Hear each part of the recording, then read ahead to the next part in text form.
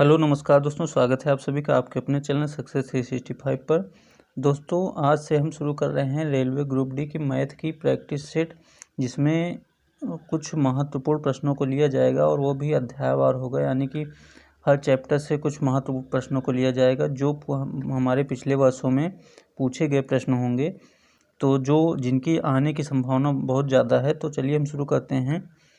आज से हमारा संख्या पद्धति शुरू हो रहा है। हमारा संख्या पद्धति के कुछ महत्वपूर्ण क्वेश्चन हैं, तो चलिए शुरू करते हैं। देखिए पहला क्वेश्चन है, एक छात्र ने एक संख्या को 21 से विभाजित करने की बजाय 12 से विभाजित कर दिया और उसे उत्तर 35 से प्राप्त हुआ। सही उत्तर ज्ञात कीजिए। तो पहले तो हमें ये संख्या पता नहीं है कौन सी संख्या है जिसमें 21 से करना था, 21 से विभाजित करना था और 12 से कर दिया गया।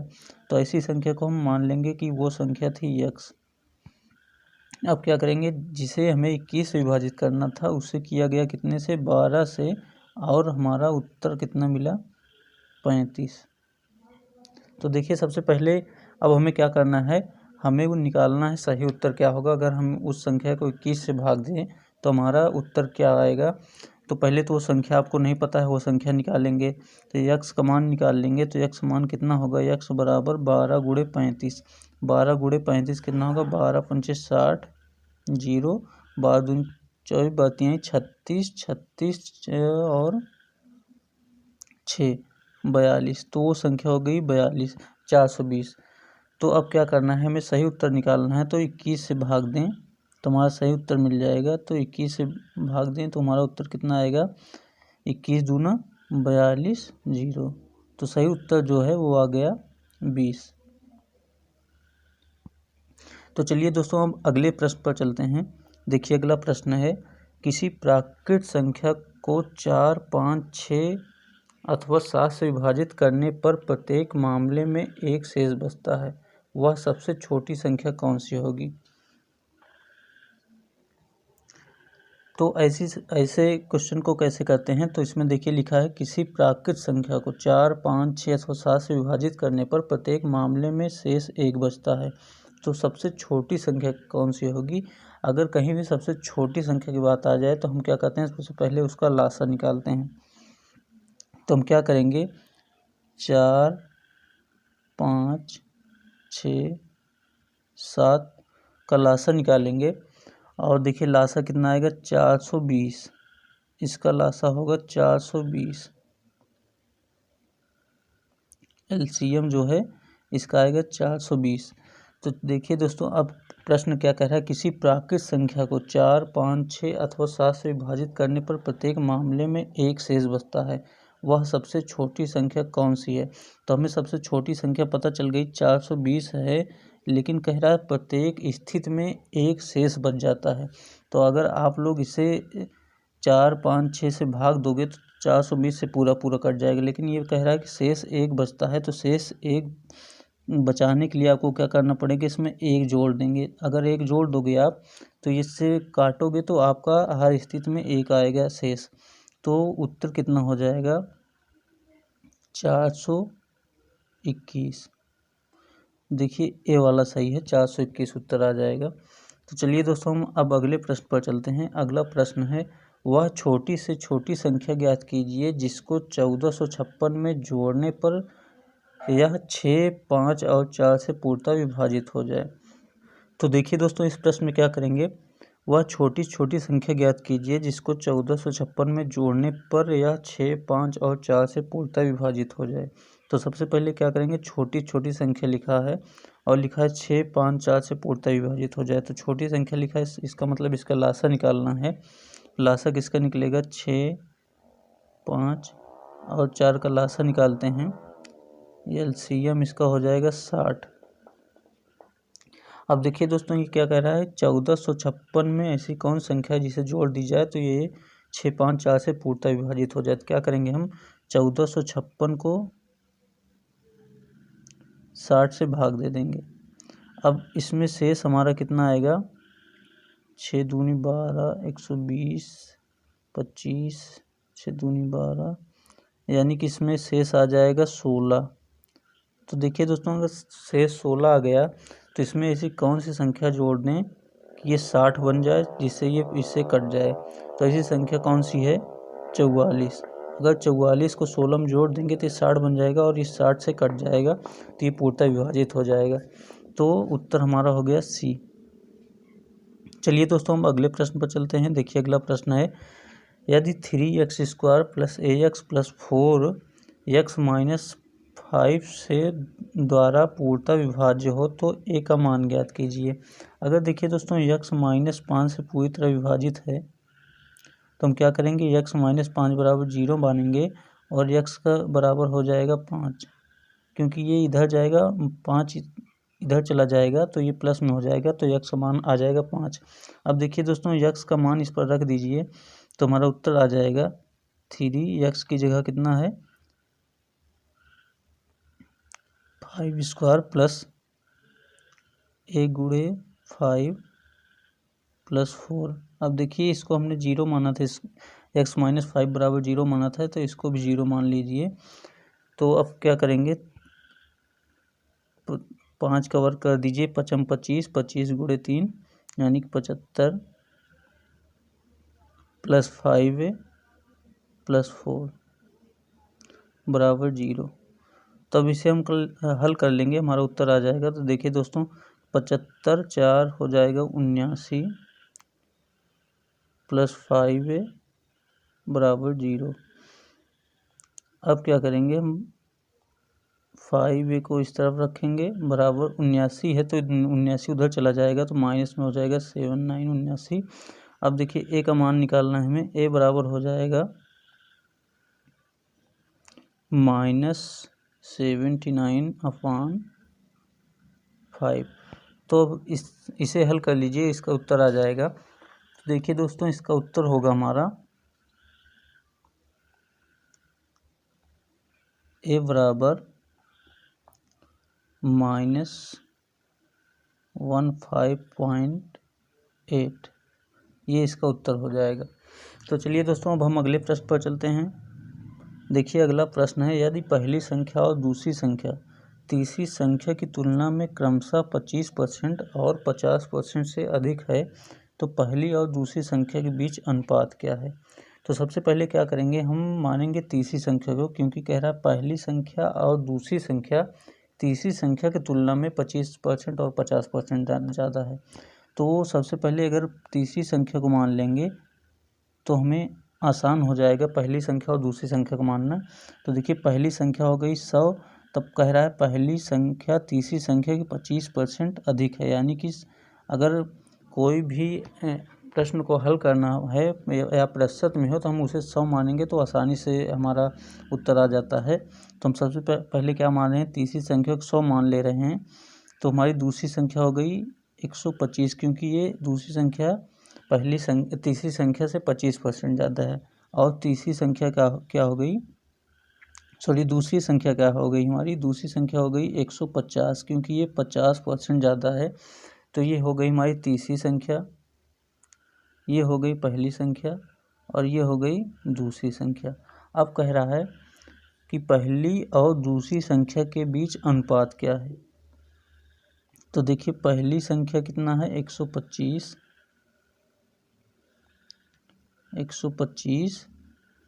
अनुपात दूसरी संख्या।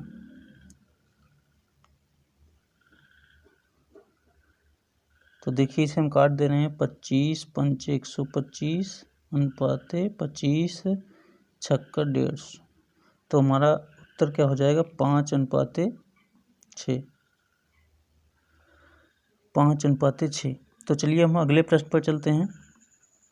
अगला प्रश्न हमारा, यदि दो संख्याओं का योगफल 13 है और उनके वर्गों का योगफल 97 है तो उनका गुणनफल ज्ञात कीजिए। तो देखिए सबसे पहले क्या करेंगे, दो संख्याओं का योग 13 है, दो संख्या मान लीजिए a + b बराबर 13 है और उनके वर्गों का योगफल, यानी कि इनके वर्गों का योगफल कितना है 97, तो उनका गुणनफल ज्ञात कीजिए। तो देखिए गुणनफल यानी कि a × b निकालना है। अगर आपको a + b दिया है, a² दिया है, तो सबसे पहले क्या करेंगे, हम पहली वाली ए प्लस बी बराबर 13 का वर्ग कर देंगे तो ये हो जाएगा ए प्लस बी बराबर 13 का वर्ग कर देंगे दोनों पक्षों का, तो क्या होगा ये A square plus B square plus 2ab बराबर 169।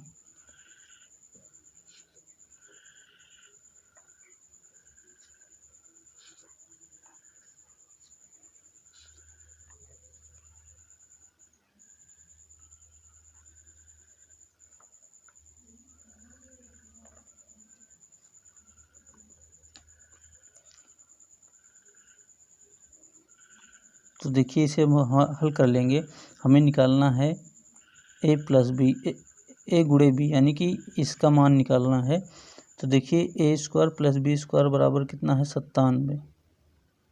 ए स्क्वायर प्लस बी स्क्वायर इतने का मान 97 है प्लस 2ab बराबर 169। तो देखिए अब क्या करेंगे, 97 को हम इधर कर देंगे, हो जाएगा 2ab बराबर 169 माइनस 97। टी कितना हो जाएगा 169 माइनस 97, ये हो जाएगा 72। और ए बी का मान निकालना है तो ए बी बराबर हो जाएगा 2 को हम इधर नीचे ले आएंगे, ये हो जाएगा 36। तो हमारा उत्तर कितना हो गया 36। तो चलिए दोस्तों अब अगले प्रश्न पर चलते हैं। देखिए अगला प्रश्न है हमारा, एक स्कूल में 200 छात्र हैं जिसमें 7/10 छात्र लड़के हैं। स्कूल में छात्राओं की संख्या ज्ञात करें। तो देखिए अगर 7/10 यानी कि 10 में से 7 छात्र लड़के हैं तो 10 में से 3 छात्र तो लड़कियां होंगी यानी छात्रा होंगी। अगर 7/10 छात्र हैं यानी कि 10 में 7 लड़के हैं तो 10 में 3 लड़कियां होंगी। और कुल स्कूल में 200 छात्र हैं तो हमें लड़कियों की संख्या निकालनी है, छात्राओं की संख्या निकालनी है। तो देखिए क्या करेंगे, 200 टोटल छात्र हैं गुणे 3/10 कर देंगे क्योंकि हमें लड़कियों की संख्या निकालनी है। तो देखिए इसे हम काट देंगे, 20 3 60, हमारा उत्तर हो जाएगा, लड़कियों की संख्या हो जाएगी 60। चलिए दोस्तों अब अगले प्रश्न पर चलते हैं। अगला प्रश्न है, यदि दो संख्याओं का योग 26 है तथा उनका अंतर 12 है तो उनके वर्गों का अंतर ज्ञात कीजिए। तो देखिए ये कह रहा है दो संख्याओं का योग यानी कि a प्लस बी बराबर 26 है तथा उनका अंतर a माइनस बी बराबर 12 है। हमें निकालना है उनके वर्गों का अंतर यानी कि निकालना है a square minus b square. तो उनके वर्गों का अंतर होगा a square minus b square. अब देखिए a square minus b square क्या होता है, 1 प्लस बी। आप लोग इसको याद किए होंगे, सूत्र होता है a square minus b square बराबर a plus b a minus b. तो देखिए a प्लस बी हमारा मान है कितना 26 गुणे a माइनस बी मान है हमारा 12। अब हम इसे गुणा कर लेंगे, हमारा उत्तर आ जाएगा। तो देखिए दोस्तों ये हो गया हमारा 26 गुणे 12 बराबर 312, हमारा उत्तर हो गया 312। चलिए दोस्तों अब अगले प्रश्न पर चलते हैं। देखिए अगला प्रश्न है, यदि किसी पिज्ज़ा के 2/3 भाग का मूल्य 300 रुपये हो तो पिज्ज़ा के 3/5 भाग का मूल्य क्या होगा। तो देखिए सबसे पहले क्या करेंगे, पिज्ज़ा के 2/3 भाग का मूल्य 300 रुपये है यानी कि 3 भाग में 2 भाग का मूल्य 300 रुपये है।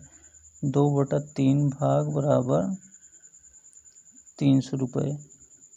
तो देखिए हम क्या करेंगे, सबसे पहले इसका एक भाग निकाल लेंगे। तो यानी कि 3 में से 2 भाग 150 है तो एक भाग कितना हो 300 है तो एक भाग होगा 150। और टोटल 3 भाग हैं, टोटल 3 भाग यानी कि एक भाग 150 हो गया तो 3 भाग कितना हो जाएगा, टोटल हो गया 450। टोटल हो गया 450। अब निकालना है हमें 3/5 भाग का मूल्य। तो देखिए 3/5 का मूल्य कैसे निकलेगा, 450 टोटल है तो इसका हम 3/5 कर देंगे तो हमारा मूल्य निकल आएगा 3/5 यानी कि 5 9 45, 90 गुणे 3, 90 गुणे 3 यानी कि 270। तो हमारा उत्तर हो गया 270।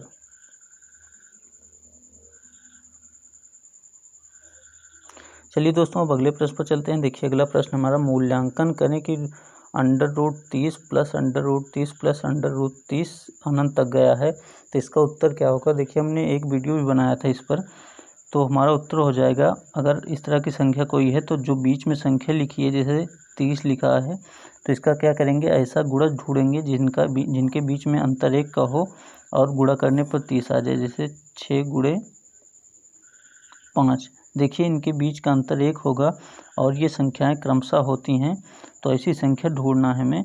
जैसे 30 लिखा है तो 6 गुणे 5 ढूंढेंगे। अब 6 गुणे 5 में देखिए अगर ये प्लस में है तो हमारा बड़ा वाला उत्तर हो जाएगा, तो हमारा उत्तर हो जाएगा 6। अगर ये इधर माइनस का चिन्ह लगा होता सब में तो हमारा उत्तर हो जाता 5, तो इसमें उत्तर हो गया हमारा 6।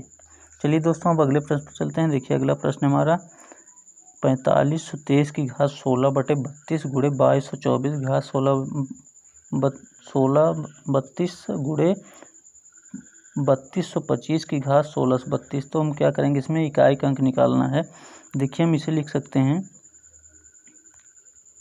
4523 गुणे 2224 गुणे 3225। देखिए इसमें घात सब में अलग अलग लिखा है, लेकिन गुणा के रूप में है तो हम क्या करेंगे, इसको सीधा घात ऊपर लिख सकते हैं 1632। तो हम इससे देखिए क्या करेंगे, इसमें इकाई का अंक निकालना है तो हमें इकाई के अंक का आपस में गुणा कर लेंगे। 5 चौक 20, 20 तिहाई 60, 60 में क्या होता है इकाई का अंक 1632।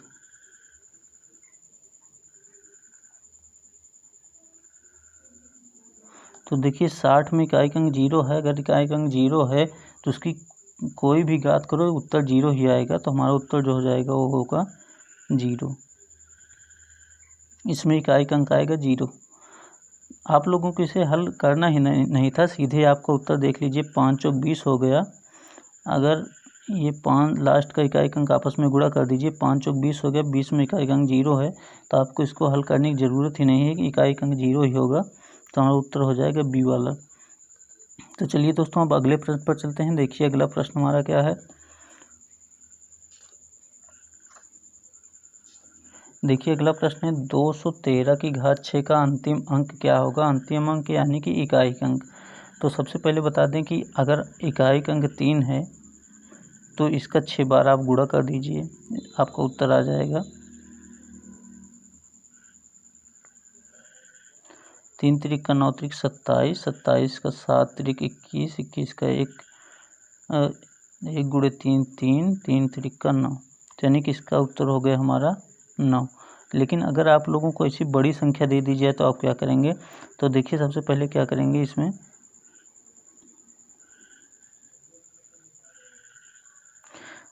क्या करेंगे, इकाई का अंक जो होता है,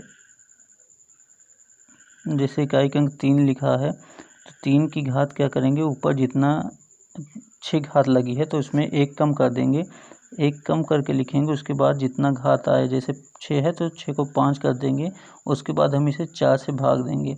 4 से भाग देंगे कितनी बार जाएगा, 1 बार जाएगा और शेष 1 बच जाएगा। अब जब जितना शेष बचता है उसमें 1 जोड़ देंगे, 1 शेष बचा है तो हम इसे मानेंगे 2।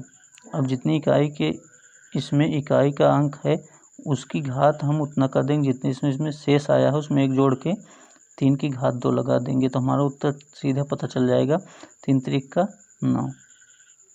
तो दोस्तों इसका उत्तर हो गया 9। तो चलिए हम अगले प्रश्न पर चलते हैं। अगला प्रश्न हमारा, वह बड़ी से बड़ी संख्या ज्ञात कीजिए जिसमें 115, 149 और 183 को विभाजित करने पर क्रमशः 3, 5, 7 बचेगा। तो देखिए दोस्तों इसमें क्या करेंगे, अगर ऐसा कोई भी प्रश्न आ जाए, सबसे पहले क्या लिखा है इसमें, वह बड़ी से बड़ी संख्या ज्ञात कीजिए और जिसमें क्रमशः 115, 149, 183 को विभाजित करने पर 3, 5, 7 बचेगा। तो इस संख्या में क्या करते हैं, हम सबसे पहले 115 में 3 को घटाएंगे। उसके बाद क्या करेंगे, 149 में 5 को घटाएंगे। उसके बाद क्या करेंगे, 183 में 7 को घटाएंगे। 183 में 7 को घटाएंगे तो देखिए ये हो जाएगा 112, 144 और 176। तो देखिए दोस्तों अब इसमें क्या करेंगे हम, अब इसका हम लासा ले लेंगे तो हमारा मासा ले लेंगे, क्योंकि इसमें लिखा है बड़ी से बड़ी संख्या। अगर कहीं भी बड़ी से बड़ी संख्या लिखा हो तो वो होता है उसका मासा निकालना, अगर लिखा है छोटी छोटी संख्या तो उसका लासा निकाला जाता है। तो देखिए दोस्तों, अगर इस तरह के प्रश्न कहीं भी आ जाए कि इतना इतना इतना को विभाजित करने पर क्रमशः इतना इतना शेष बच जाए, तो सबसे पहले क्या करेंगे, हम उसको उसमें से घटा लेंगे सभी संख्याओं को, और जितना है उसका हम लासा या मासा निकाल लेंगे।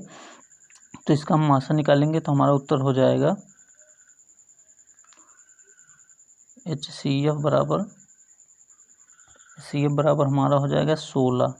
तो देखिए दोस्तों हमारा बी विकल्प सही है 16। तो चलिए दोस्तों अब हम अगले प्रश्न पर चलते हैं। देखिए अगला प्रश्न हमारा क्या है, किसी संख्या को 10, 9, 8 से अलग अलग विभाजित करने पर क्रमशः 9, 8 और 7 शेष फल बचता है, उनमें से सबसे छोटी संख्या ज्ञात कीजिए। तो सबसे पहले इसमें देखिए छोटी संख्या है, तो अब छोटी संख्या का मतलब लासा होता है। और इस तरह का प्रश्न कभी भी आ जाए किसी संख्या को 10, 9, 8 से अलग अलग विभाजित करने पर, तो अभी तक देखिए वो संख्या पता होती थी, लेकिन अब इसमें हमें संख्या दे दी गई है 9, 8 और 7 से अलग अलग विभाजित करने पर। तो इस तरह की संख्या में क्या करते हैं, हम सबसे पहले वो संख्या लिखते हैं और उसमें से जितना क्रमशः शेष बचता है उसे घटा देते हैं।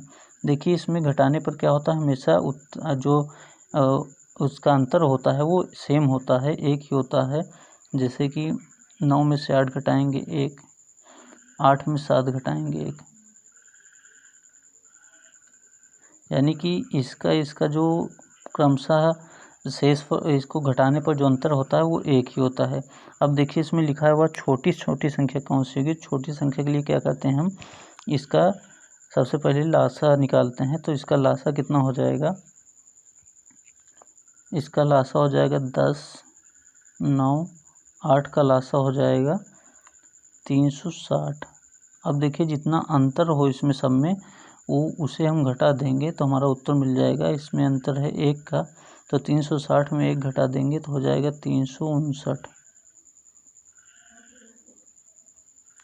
तो हमारा उत्तर सही है 359 वाला। तो चलिए दोस्तों अगले प्रश्न पर, और अगला प्रश्न हमारा अंतिम प्रश्न है। देखिए इसमें क्या कह रहा है, यदि 36, 75, 149 में 5 के स्थानीय मान और अंकित मान के बीच अंतर ज्ञात करना है हमें।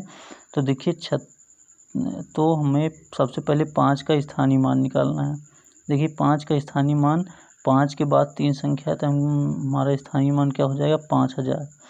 अब देखिए स्थानीय मान क्या होता है, ये हो गया हमारा स्थानीय मान, जितनी संख्या उसके बाद की हो उसके इकाई के तरफ हो तो हमें उसमें 0 लगा देना पड़ता है। जैसे 5 के बाद 3 हमारे अंक हैं तो हमारा ये हो जाएगा 5 का स्थानीय मान 3। लेकिन अगर अंकित मान कहीं लिखा हो तो अंकित मान वही होता है। जैसे 5 का अंकित मान 5 होगा, 3 का अंकित मान 3 होगा, 6 का अंकित मान 6 होगा। तो हमें इसका अंतर निकालना है तो 5000 में 5 को घटा देंगे तो हमारा हो जाएगा 4995। तो देखिए उत्तर हमारा हो गया बी वाला 4995। तो धन्यवाद दोस्तों, अगर आपको ये वीडियो अच्छा लगा हो तो हमारे चैनल को सब्सक्राइब कर लीजिए और वीडियो को लाइक कर दीजिए। धन्यवाद।